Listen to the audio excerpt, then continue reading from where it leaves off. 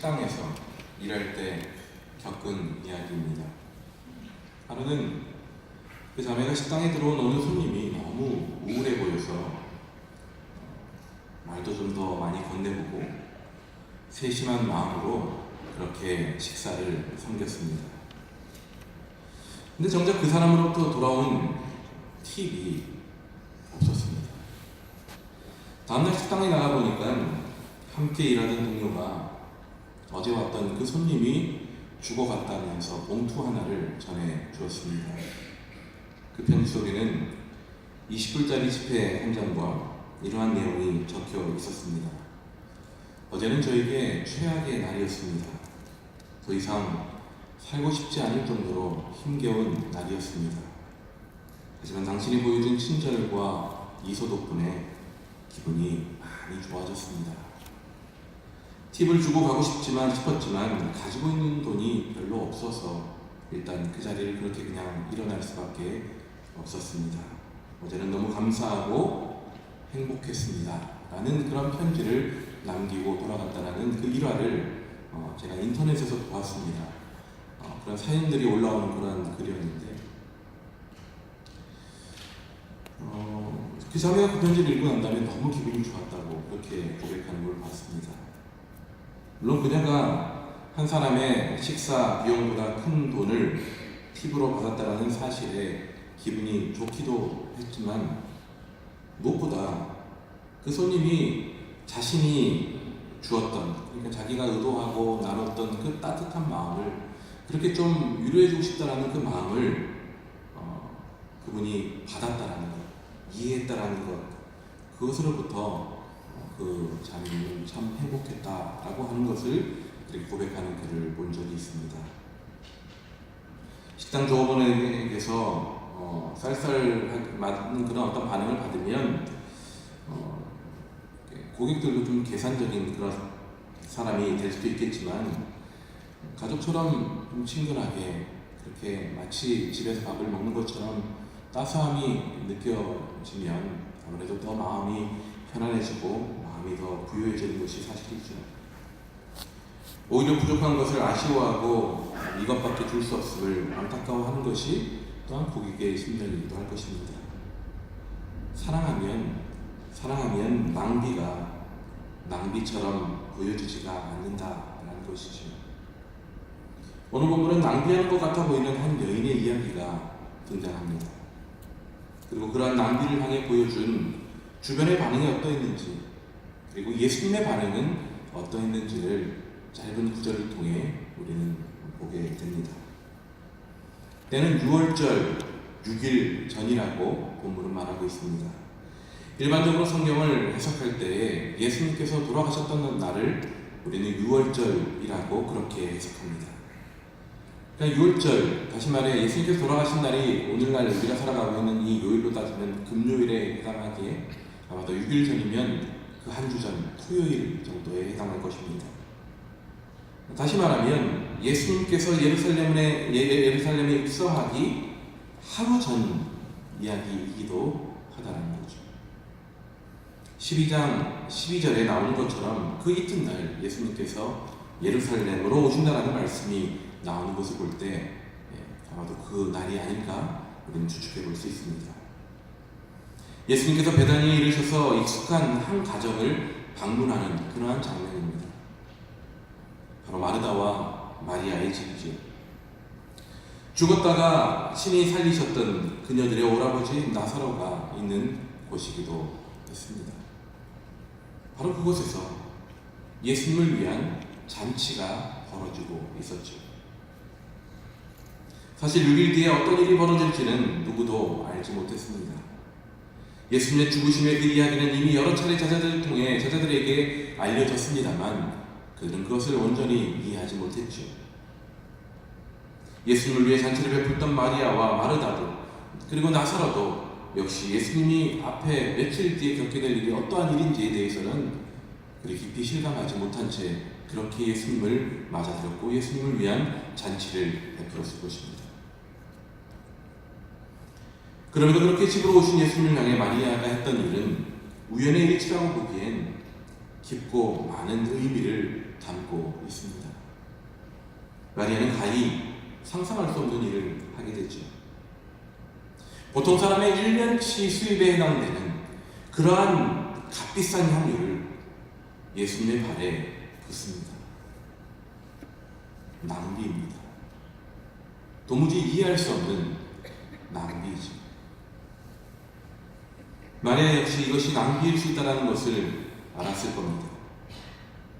그 물질적 가치만 놓고 본다면, 그리고 그것이 한 번에 이렇게 쓰여져 없어지는 것을 생각한다면 마리아 역시 그 행동이 낭비일 수도 있다는 것을 아마 알고 있었을 겁니다. 하지만 그녀에게 값비싼 향유를 예수님 발에 부은 이 일은 그런 일반적인 생각조차 넘어서서 행동할 수 있는 용기를 가져다 줄 특별한 의미가 있었기에 가능했던 사건이었습니다. 예수님에 대한 마리아의 마음이 분명히 정해져 있었습니다. 그냥 즉흥적으로 행하는 것이 아니었다는 것이죠. 시편 57편 7절에서 다윗이 이렇게 노래하는 장면이 나옵니다. 우리가 찬양 가사로도 잘 아는 말씀입니다만, 하나님이여 내 마음이 확정되고 내 마음이 확정되었사오니. 세 번역은 이렇게 표현합니다. 하나님, 나는 내 마음을 정했습니다. 나는 내 마음을 확실히 정했습니다. 마리아의 고백도 이와 같았을 것입니다. 비록 이것이 낭비로 여겨질 만큼, 그리고 터무니없어 보일 만한 그러한 행동이었지만 내 마음은 정해졌습니다. 내 마음은 확실히 정해졌기에 내가 지금 이것을 주님 발 앞에 부어드릴 수 있습니다. 라는 것이죠. 이것이 나의 마음이요, 이것을 통해 내가 주님께 드릴 수 있는 가장 값진 내 마음을 또한 드리기를 원합니다. 이것이 바로 마리아의 가슴 깊은 생각이었을 것입니다. 마리아는 오라비의 죽음을 경험했던 자였죠. 그의 몸에 발라졌던 향유를 아마도 기억하고 있을 겁니다. 이게 며칠 지나지 않은 사건이지 않습니까?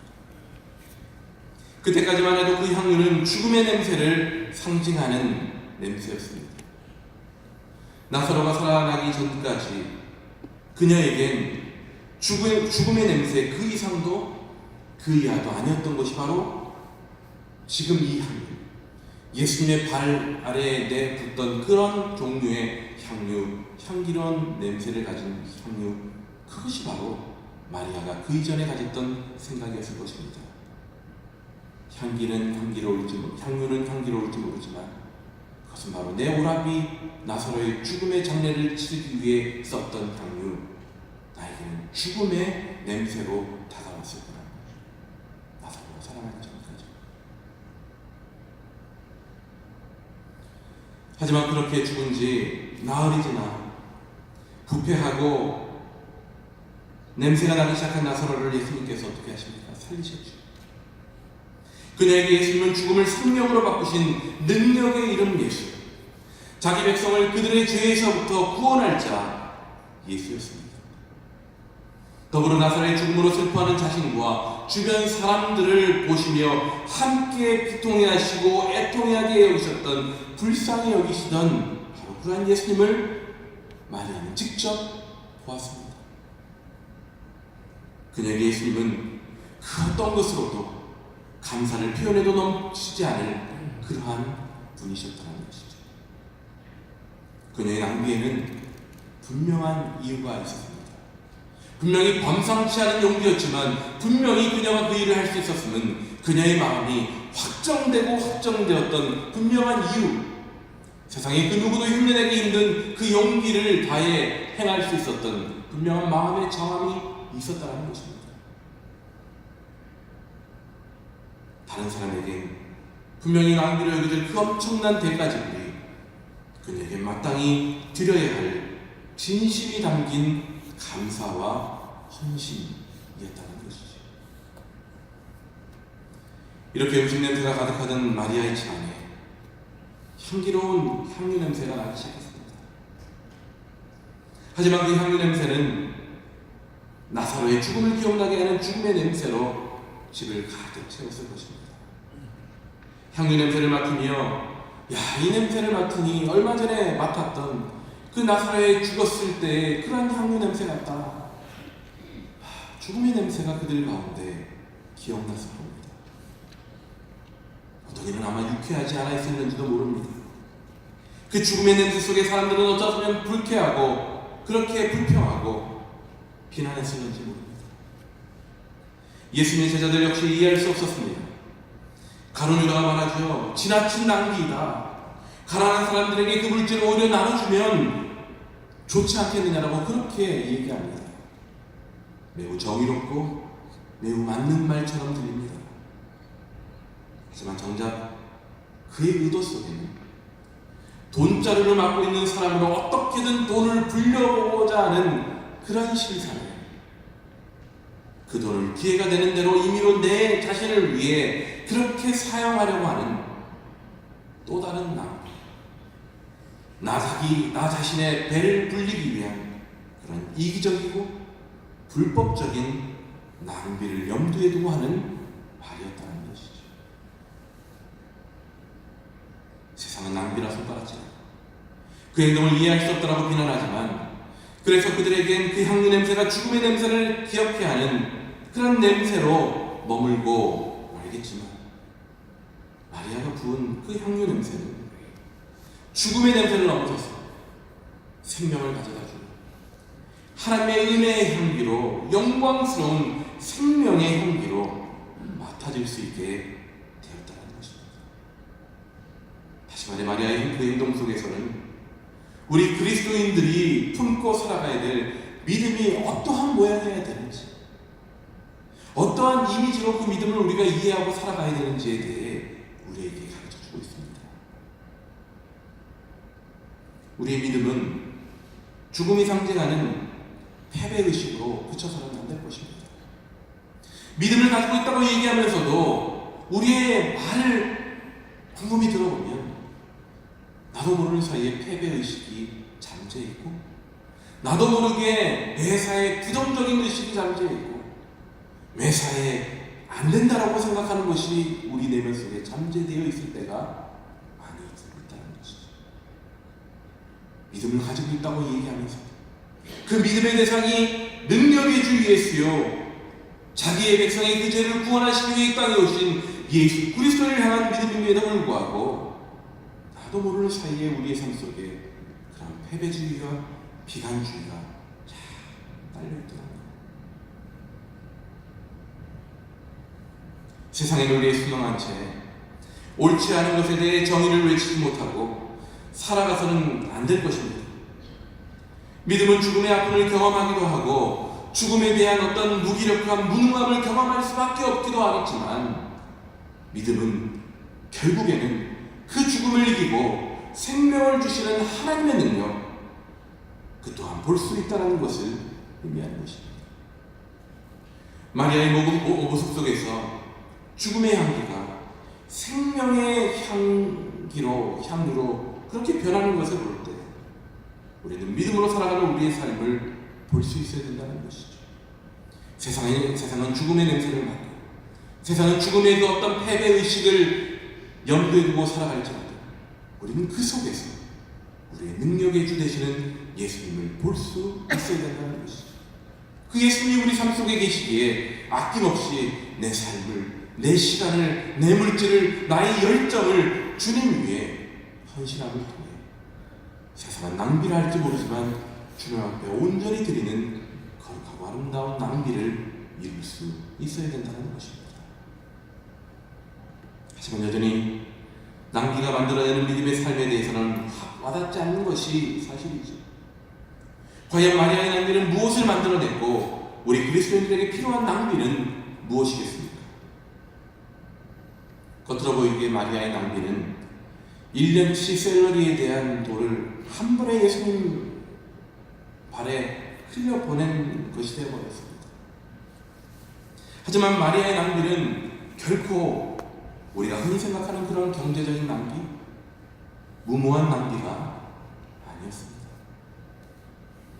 자신의 오라비를 죽음에서 살리신 예수님을 향해 자신이 준비할 수 있는 정말 최대한의 것이 있다는 것이죠. 어느 정도의 여부는 남겨둔 채 요 정도만 내가 감사하자가 아니라 내가 감사할 수 있는 최대한의 것을 준비하고 보관하고 있었던 것입니다. 예수님께 은혜를 입은 자로서 예수님의 장례를 위해 준비했던 것이었습니다. 마리아가 드린 그 감당하는 향유는 죽음의 냄새 대신 예수님의 죽으심을 영광스럽게 만들어드리고 싶은 그러한 간절함을 담은 향유였던 것입니다. 마리아를 향해 낭비했다라고 비난하는 다른 유다를 향해 예수님께서 말씀하시죠. 개역개정 표현이 좀 까다로워서 제가 세 번역으로 한번 그 구절을 읽어드려 보겠습니다. 7절 말씀입니다. 예수님께서 말씀하셨다. 그대로 두어라. 그는 나의 장사날에 쓰려고 간직한 것을 쓴 것이다.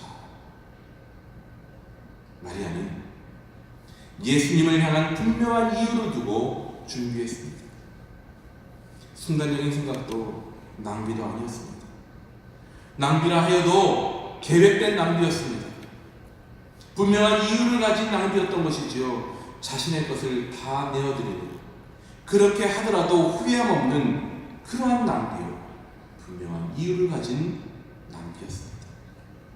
목자들은 그러한 마리아의 낭비를 두고 거룩한 낭비, 아름다운 낭비라고 그렇게 표현하더군요.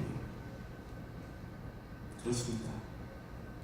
마리아는 순수하게 감사를 표현하고 있었습니다. 예수님의 은혜를 알았고 예수님의 능력을 경험했고 무엇보다 예수님을 인격적으로 만났기에 자신 안에 함께 아파해 주셨고 함께 자신의 오라비의 죽음 앞에 함께 나처럼 비통해하시며 아파해 하셨던 그런 예수님의 인격적인 만남이 마리아로 하여금 아낌없이 내어드릴 수 있는 결단을 가르게 했던 것입니다. 마리아의 낭비는 예수님을 향한 감사의 표시였습니다. 계산적인 결과가 아니라 예수님을 사랑하기에 예수님에게 너무 감사하고 싶기에 예수님의 마음을 가슴 깊이 경험했기에 결단할 수 있었던 낭비, 목자들이 얘기했던 아름답고 거룩한 낭비였습니다. 그런 낭비가 예수님을 감동케 했지. 예수님은 인격적으로 우리에게 다가오셨던 분이기에 예수님 또한 인격적으로 우리에게 반응할 것입니다. 아버지 예수님이 너무너무 기쁘셨을 것입니다. 예수님이 느끼셨을 구체적인 감동이 표현되어 있지는 않지만 마리아의 이 모습 앞에 예수님께서 감동하셨음에 분명합니다. 집안 가득 스며든 향유 냄새는 오직 예수님만 높이고 오직 예수님께 감사하는 마리아의 진심의 고백이나 다름이 없는 그러한 향기로 바뀌어졌을 거라는 거죠. 이처럼 최선을 다하며 자신의 모든 것을 내어드리는 삶은 세상이 보기에는 무모한 낭비처럼 보여질는지 모르지만 예수님을 감동케 하는 기회가 될 것입니다. 우리는 주변의 사람들을 감동시키고 싶어 합니다. 대중들을 감동시키기를 원하고 나와 함께 있는 자들을 감동시켜서 소위 내가 좀 더 인기 있게 되고 사람들의 좋은 평을 받고 싶어 합니다. 무엇보다 우리 삶의 목표가 있어야 된다는 것은 하나님을 감동시키는 삶을 살아가야 된다는 것이지. 내가 어떻게 결정해요? 내가 무엇을 해야? 내가 어떻게 살아가야 하나님을 감동시킬 것인가가 우리의 삶의 가장 궁극적인 목표가 되어야 한다는 것이죠. 마리아의 이런 아름다운 낭비는 오늘을 살아가는 우리들에게도 큰 도전의 말씀으로 다가옵니다. 비록 내 앞에 예수님이 보이지 않지만 예수님을 위해 나는 무엇을 낭비할 수 있을까 고민하게 합니다. 여러분, 무엇으로 그런 아름다운 낭비를 우리가 할 수 있겠습니까? 예수님의 발 아래에 직접 우리가 준비한 향유를 부어드릴 수는 없습니다.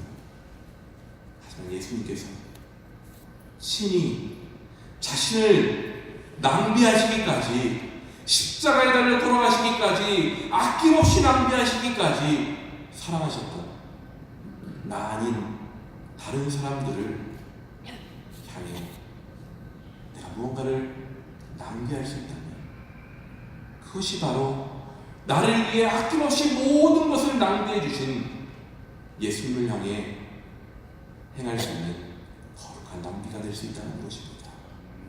주님 말 어디 있습니까? 주님 말 어디 있습니까?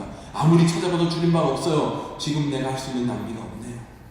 그게 아니라 주님께서 사랑하시기에 거룩하게 낭비하셨던 그 대상인 나 아닌 내 주변에 있는 자들을 향해 내가 할 수 있는 낭비가 무엇인가?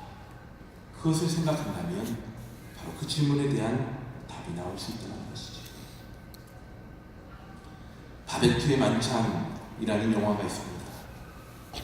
아마도 재미가 별로 없는 영화이기 때문에 여기서 그 영화를 보신 분은 제가 이렇게 얼핏 쭉 얼굴들을 보니까 한 분도 없는 것 같아요. 한 30여 년 전에 만들어진 영화입니다. 덴마크에서 제작된 영화인데요. 덴마크 정도 하니까 더더욱 별로 재미가 없게 느껴지는 영화일 것 같습니다. 저는 공부하면서 이 영화를 봤습니다. 왜냐하면 이 영화가 가져다주는 특별히 성만찬이라는 어떤 주제에 있어서 주는 어떤 인사이트가 있기 때문에 제가 예전에 공부할 때 교수님을 통해 소개받아서 본 영화입니다. 북유럽의 시골 마을에 살던 한 목사님에게 두 딸이 있었습니다. 그리고 그 아버지 목사님이 돌아가시면서 그 가정에 찾아온 한 여인, 두 딸과 그 여인과 함께 이 이야기는 시작이 되어집니다. 1871년, 그러니까 옛날을 배경으로 하는 그런 영화인 것이죠. 1871년 파리 코민이라고 불리는 파리 혁명 중에 내란 음모로 인해서 자신의 남편과 자신의 아들이 죽임을 당하고 자기도 죽음을 피해서 덴마크로 그렇게 북유럽으로 그렇게 피난해온 그 여인이 그 두 딸의 집에 찾아오게 됩니다. 그리고 그곳에 와서 집안에 허드렛 일을 하면서 그렇게 지내는 그런 일들이 처음에 영화 시작에 진행이 되어집니다. 그리고 그녀는 평범한 시골 마을 한 집에서 14년이라는 시간을 그렇게 그 딸들과 함께 보냅니다. 그 후에 이제 한 14년의 시간이 지난 다음에 동네 사람들이 모여서 그렇게 얘기하기 시작합니다. 우리 목사님, 우리 시골 마을에 참 우리 위해서 열심히 수고하셨던 목사님이신데 돌아가시고 이제 오랜 시간이 지나셨는데 오늘이 목사님이 돌아가신 이제 얼마 뒤가 목사님이 돌아가신지 목사님이 태어나신지 100년이 되는 해네요. 우리 목사님 기억하면서 함께 모여서 좀 한번 좀 거하게 식사 한번 하십시다. 이렇게 그 시골 마을 사람들이 그렇게 마음을 모았습니다. 근데 그런 그날, 그렇게 함께 그 의견을 모았던 날, 프랑스에부터 이렇게 도망쳐 나온 그 여인에게 편지 한 장이 옵니다. 이 여인은 그렇게 14년 동안 그 프랑스로부터 도망쳐 나온 뒤에 아무런 연락의 고리를 갖지 못했는데 딱 한 사람과 연락을 주고받는 이가 있었습니다. 프랑스 파리에 있는 자신의 친구로부터 계속 연락을 주고받았는데 그 친구가 1년에 한 번씩 그녀에게 보내주었던 것이 있었습니다. 그것이 무엇이냐면 당시에 쓰던 복권이었다고 합니다. 당시에도 복권이라는 게 있었던 것 같은데 복권을 1년에 한 번씩 보내줬대요. 편지와 함께. 근데 마침 그렇게 모여서 식사를 한번 하자라고 했던 결정을 내렸던 그날 그 편지가 옵니다. 자, 그리고는 그 여인이 얘기하죠. 내가 그 식사를 대접하겠다. 그 여인즉슨 그렇게 왔던 그 복권을 이렇게 살펴보니 그 복권이 10,000프랑짜리 그런 복권에 당첨이 된 거예요. 갑작스러운 일에 두 자매는 진심으로 바베트 그 여인에게 축하를 해줍니다. 그리고는 이제 그녀가 떠날 것이라고 생각했죠. 그녀는 하지만 그런 모든 생각들을 뒤로하고 잠시만 자기의 시간을 달라고 하면서 그것을 떠납니다. 그리고는 그 사람들 모르게 그 파티를 준비합니다. 한동안의 시간이 흐른 다음에 배로 여러 화려한 식기들과 여러 진귀한 그런 음식 재료들을 옮기기 시작합니다. 그리고는 그렇게 돌아와서 부엌에서 열심히 일하기 시작합니다. 촛불이 밝혀지고 화려한 유리 그릇들이 등장합니다. 사람들은 귀귀한 음식 재료들을 바라보면서 신기하기도 하지만 이내 그 맛을 보고는 감탄하기 시작합니다. 그 자리에 참석했던 왕실 소속이었던 한 장군이 그렇게 얘기합니다. 그거 아십니까 여러분? 이 음식의 재료는 프랑스의 왕실에서만 맛볼 수 있는 그러한 재료입니다. 바로 그 맛입니다. 라고 그렇게 이야기합니다. 다시 말해 그 요리는 프랑스 최고의 레스토랑이었던 앙글레 카페라는 곳에서만 맛볼 수 있는 최고급 정통 프랑스 왕실 요리라는 것을 알게 되죠. 가나안 어촌 마을에 최상의 만찬이 그렇게 베풀어진 것입니다. 만찬은 무르익습니다. 사람들 가운데 그런 맛있는 음식을 먹으며 이제 후식까지 먹으며 그들 가운데 이야기꽃이 피기 시작합니다. 그리고는 그들의 마음이 열리기 시작합니다. 단지 그 좋은 음식 때문만이 아니었겠죠. 그 음식 속에 담겨진 그 사랑과 그 따뜻함 속에 그들의 마음이 열리고 그들이 오랜 시간 마음속에 묵혀놓고 있던 이야기를 하나씩 꺼내놓기 시작합니다. 화려하고 맛있는 음식을 먹던 그 식사의 자리가 이제는 그들의 마음을 나누는 자리가 되었습니다. 서로에게 잘못한 일을 고백하기 시작합니다. 마음속에 가지고 있던 이야기를 나누며 서로 용서하고 화해하기 시작합니다. 급기야 최상의 요리를 다 먹은 후에 그들 모두가 찬송을 부르기 시작합니다.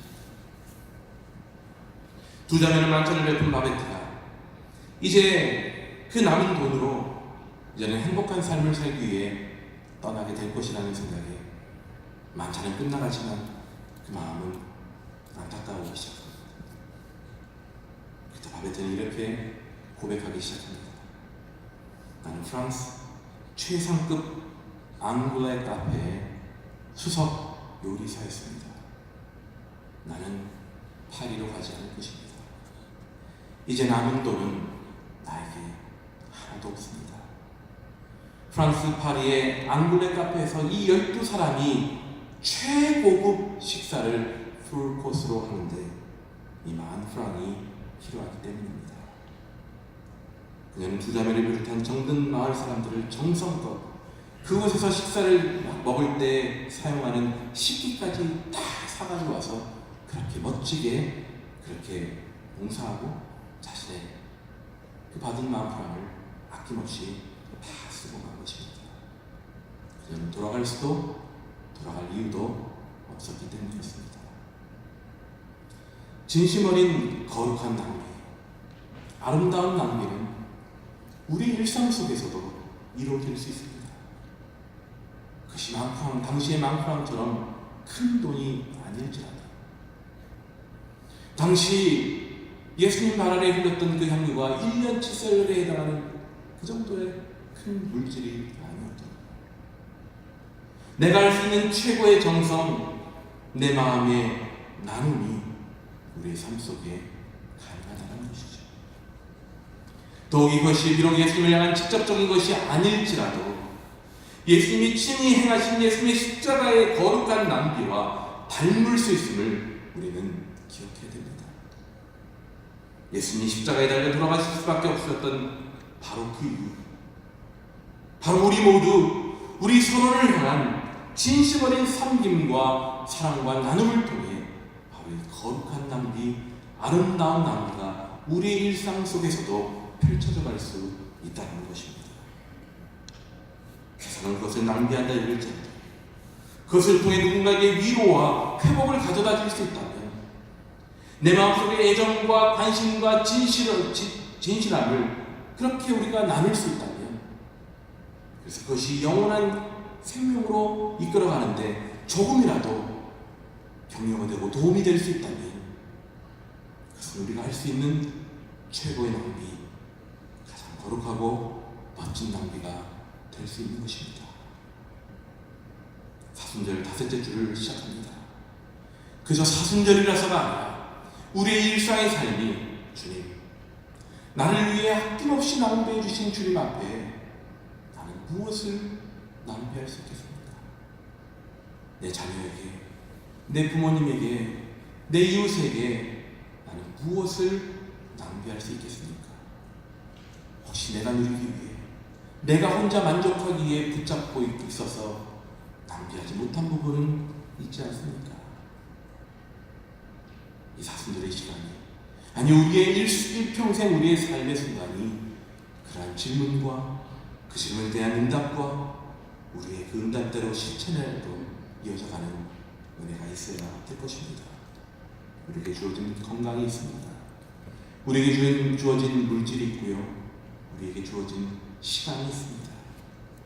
이런 것들이 그저 나를 위해 세상에서의 성공을 이루기 위해서만 사용된다면 결국 그 성공의 냄새는 시간이 흘러 죽음과 함께 끝이 나는 그런 죽음의 냄새에 그치고 말 것입니다. 하지만 우리가 그것을 주님을 위해, 그리고 주께서 사랑하시는 우리 주변의 다른 사람들을 위해 기쁨으로 흘려줄 수 있다면 죽음의 냄새가 생명의 향기가 되어서 나를 통해 구체적으로 일하게 되는 것을, 우리 교회를 통해 일하게 되는 것을 우리가 결국엔 보게 될 것입니다. 여러분들의 삶 속에서 생명의 향기가 깊이 배어나올 수 있게 되기를 간절히 소원합니다. 우리 교회가 그 생명의 향기를 나눌 수 있는 용기와 힘을 얻게 되기를 간절히 소원합니다. 예수 그리스도의 십자가로부터의 생명이 우리를 통해 향기가 되어서 우리의 삶을 통해 우리 일터에서, 우리 일상의 자리에서, 그리고 이 지역사회 가운데 그렇게 아낌없이 흘러가게 되기를 간절히 소원하고 축복합니다.